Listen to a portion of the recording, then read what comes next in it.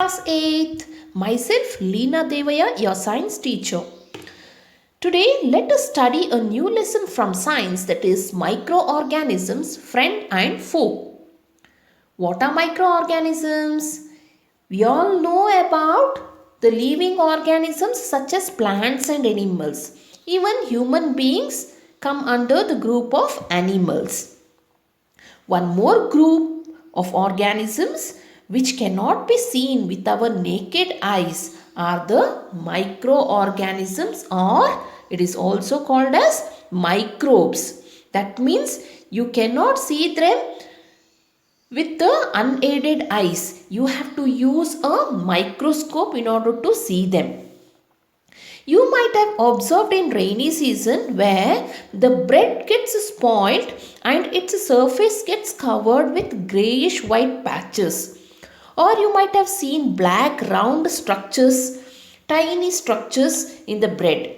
What are they? It is also a type of microorganism growing. Usually, microorganisms are classified into four major groups. Those are bacteria, fungi, protozoans, and algae.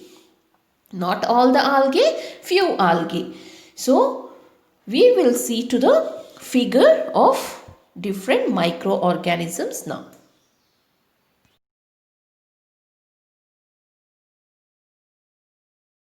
The four groups of microorganisms are bacteria, fungi, protozoans and some algae. So, one more group of organisms are viruses, but they are not microorganisms. Why they are not considered as microorganisms? Because they reproduce only inside the cells of host organism. The host organism may be a bacteria also, or it may be a plant, or it may be an animal, or it may be a human being also. So, common ailments like cold or influenza and coughs are caused by viruses. Diseases like polio or chickenpox are caused by viruses. And dysentery and malaria are caused by protozoans, whereas typhoid and tuberculosis are bacterial diseases. So now you understood that these microorganisms cause diseases also.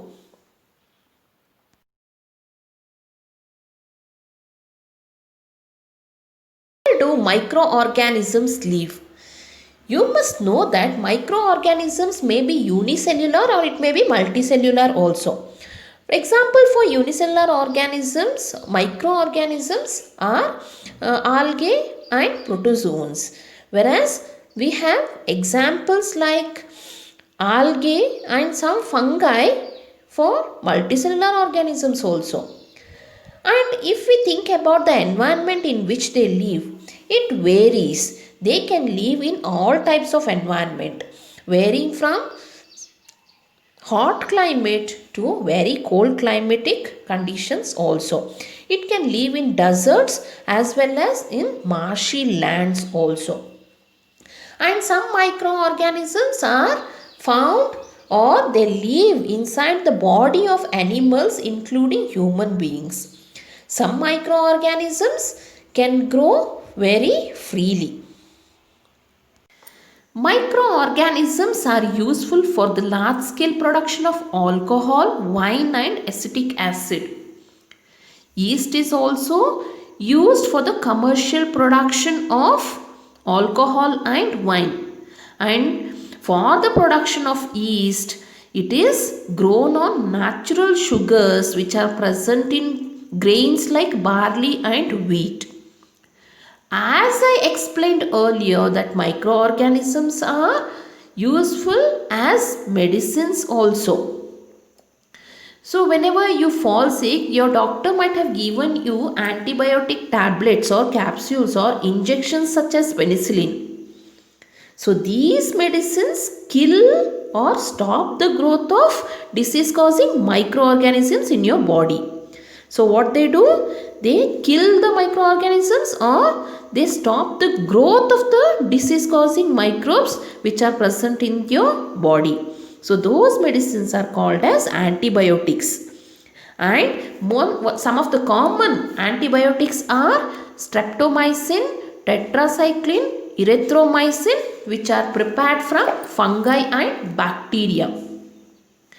Antibiotics are even mixed with the feed of livestock and poultry to check the microbial infection in animals and chicks. They are used to control many plant diseases also. One more important thing you have to remember that when antibiotics are given by your doctor, you have to complete the course prescribed by him.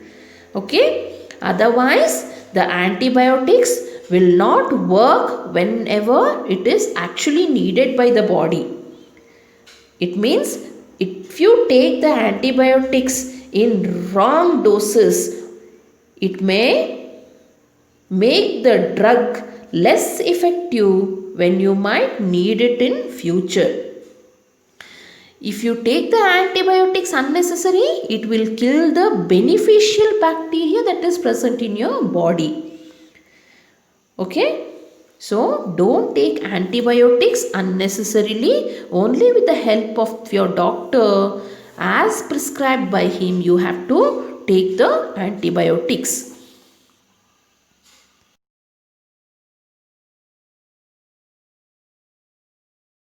Let us study about vaccine. When a disease carrying microbe enters our body, the body produces antibodies to fight against the invader. So that the body also remembers how to fight the microbe if it enters again. The antibodies remain in the body and we are always protected by that disease causing microbe forever. Now, what are vaccines? Vaccines are made by taking viruses or bacteria and weakening them so that they can't reproduce or replicate.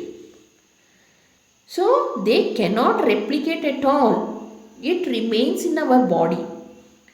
Children are given vaccine to develop immunity and it activates the immune system without making them sick. Many dangerous infections or diseases like cholera, tuberculosis, smallpox and hepatitis are prevented by vaccination. Edward Jenner discovered the vaccine for smallpox in 1798. When we are exposed to infection, the immune system will fight against that microbe and it will limit its harmful effects. So you might have heard about the polio vaccine which are given to the children below the age of 5 years. Because of that polio program, now we can say that most of the children are healthy without polio diseases. At the same time, the smallpox also has eradicated from most part of the world. The vaccines are made on a large scale from microorganisms to protect humans and other animals from several diseases.